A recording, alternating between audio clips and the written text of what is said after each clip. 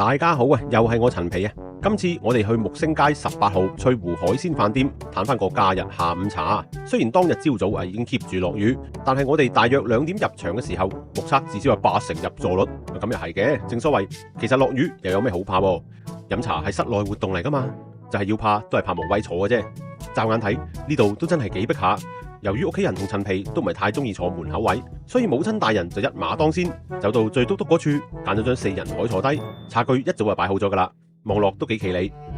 另外仲有台號架、有筆啊、牙籤啊、點心紙都喺晒度啦。同下午茶有關嘅點心紙其實得2張嘅啫。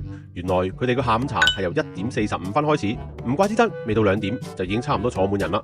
價位算係正路，係陳皮可以接受嘅水平。唯一要留意就係假日係需要加錢嘅。依家係下午茶，所以大中小點都係劃一收費23個8。睇下張點心紙啦，除咗鹹甜點心之外，後面仲有一啲中式燒味、小菜同小食可以揀。當然呢 part 陳皮一般都係用嚟洗眼嘅啫。家陣飲茶嘅大佬，你估飲肉冰燒咩？睇下有咩點心先。36款點心裏邊有26款都係大中小點，而另外嗰10款就係特點同頂點。價格分佈算係均勻，唔算有伏。係時候畫個靚單先。咦，我都未畫，張點心紙竟然預判咗我會揀呢2樣，抑或係上手留低？想試我？所以母親大人教落，逢親落完 order 之後，都應該重新喺隔籬畫翻個紅圈作為 double check。唔知大家落 order 嗰陣係咪都係咁呢？不過講呢啲可能有啲多餘啦，因為喺未來 QR code 落單都應該普及得七七八八嘅啦。第一輪出炸嘢都唔意外嘅，春卷有3大條，碌碌都193咁款喎。咦，原本唔係153嘅咩？都唔緊要啦。話晒春卷，主要都係睇外皮炸得脆唔脆，同埋裏面包乜春乜嘢嘅啫。的確係炸得幾脆嘅，內餡就係純粹嘅蝦仁撈蒜粒，熱氣得嚟，食完又大口氣。煎堆仔有芝麻加持，係香口嘅。如果裏面有埋流心效果，仲唔要飛天咩？緊接就係生炒牛肉飯，睇佢出晒煙咁款，應該都係即炒嘅。炒飯粒粒分明，仲有脆肉瓜平衡翻蝦醬嘅油膩感。如果啲牛肉冇咁衰就好啦。哇，我都未開始食過炒飯，雙拼燒味瀨粉就上埋嚟啦。湯底係清雞湯加幾粒蔥花，地道嘅港式口味。燒腩邊位燶咗啲，而且切到厚薄不一，冇咁討好。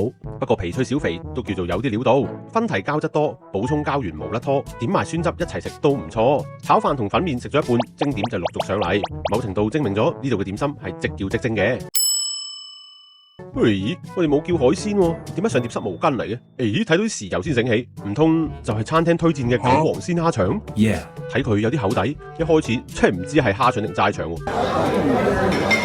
係啊，慢慢，攞啲攞。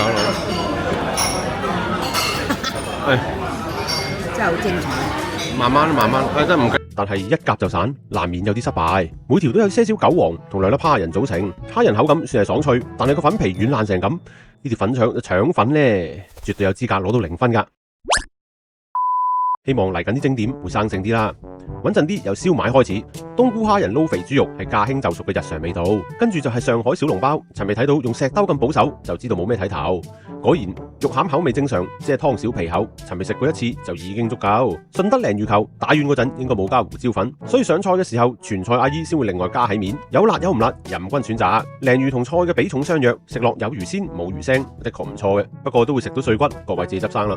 平時山竹牛肉，相信大家都食唔少，用子薑代替腐竹嚟墊底就比較少見。牛肉球口感軟滑，容易入口，搭埋塊子薑一齊食，酸酸甜甜咁，燒滯又醒胃。陳皮認為仲好過食平時索晒油嘅腐竹，所以都會推薦俾大家試下。同樣少見嘅仲有呢款西施蟹肉餃，開頭見到餃皮唔多透，以為又係腸粉嗰種又爛又厚嘅口感，好彩食落又有啲煙韌，肉餡飽滿有份量。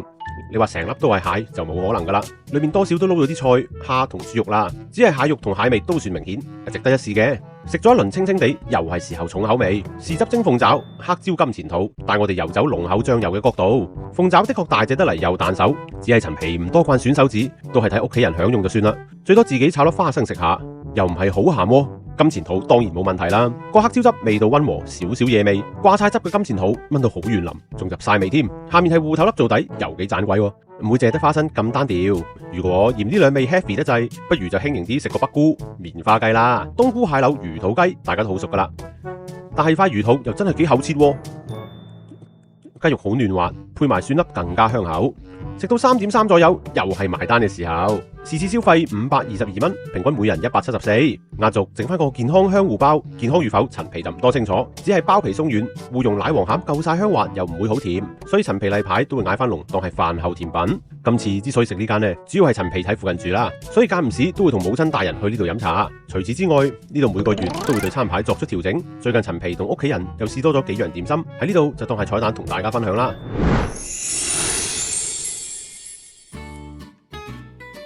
首先，193春卷已經轉咗新相，仲換咗做芥辣口味，日式青芥辣配搭清新清熱嘅青瓜粒，成條食都冇咁易生粒粒啊！雖然西施蟹肉餃暫過一段落，但係就多咗款芝士流心荔枝蝦球，外形就真係似荔枝啦，唔知個流心有幾流呢？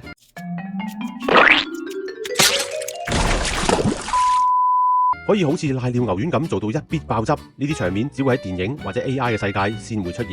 實際上，芝士汁嘅份量就只有呢一細啖，流心得嚟都有啲結身，同埋有少少拉絲效果。配搭蝦膠一齊食，味道香口彈牙。另外厚實嘅蝦膠，回彈力十足，陳皮都差啲忍唔住想用佢嚟叉翻兩板啊！Magic！ 清清地整個生炒雞絲飯，又係脆肉瓜，唔知大廚係咪同脆肉瓜特別有緣啦？有時仲會切得大粒啲，放死我哋睇唔到咁。蠔皇鮮竹卷味道有啲清淡，菜嘅密度異常地高，突出咗腐竹嘅豆結味，有種食齋嘅感覺。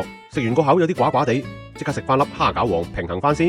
裏面大大粒蝦仁撈蝦餃，名副其實啖啖肉，而且塊餃皮都幾有韌性。腸粉應該學下嘢啦。咦？清蒸鹹蛋黃邊個叫噶？話時話有呢種點心嘅咩？外層嘅口感有啲似準備變硬嘅泥膠，哇！裏邊係豆沙餡嚟嘅，唔通？你就係豆沙南瓜餅 ，Hi Auntie 啊！你個 deep fry 嘅 fry 咗去邊啊？依家正常唔係蒸完之後再壓冇煎香嘅咩？攞個塊鐵板嚟，等我示範下先。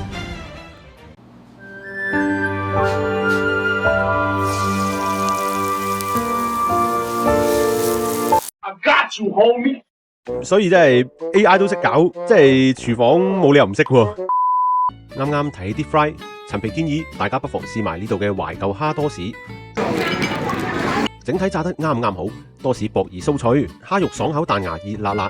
不過記得點埋千島醬一齊食，中和下啲油膩感。另外，當同台共用一碟醬，就唔好似陳皮依家咁，咬完一啖又去點過。除非你同陳皮一樣係要求餐廳一人俾一碟醬，就算鬼佬見到啊，都唔會以為我哋食唔起啦。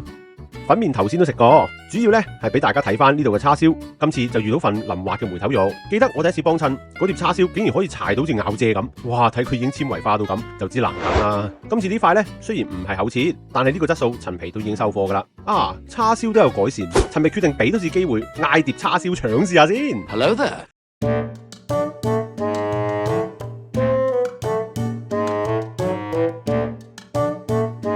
啊！真係爛皮扶唔上筷子啊！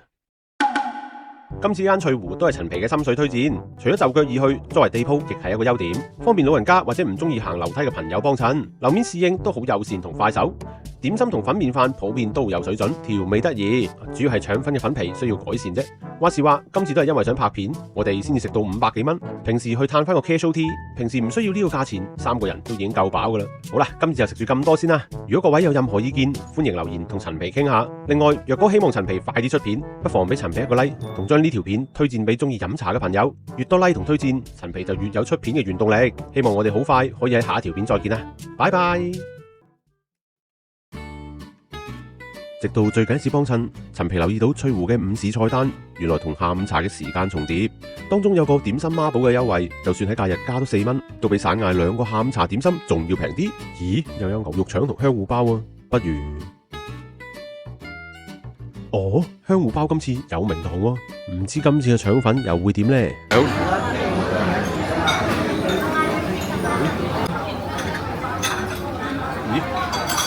咦，好似真係有改善喎啲牛腸。咦，係喎，有改善喎。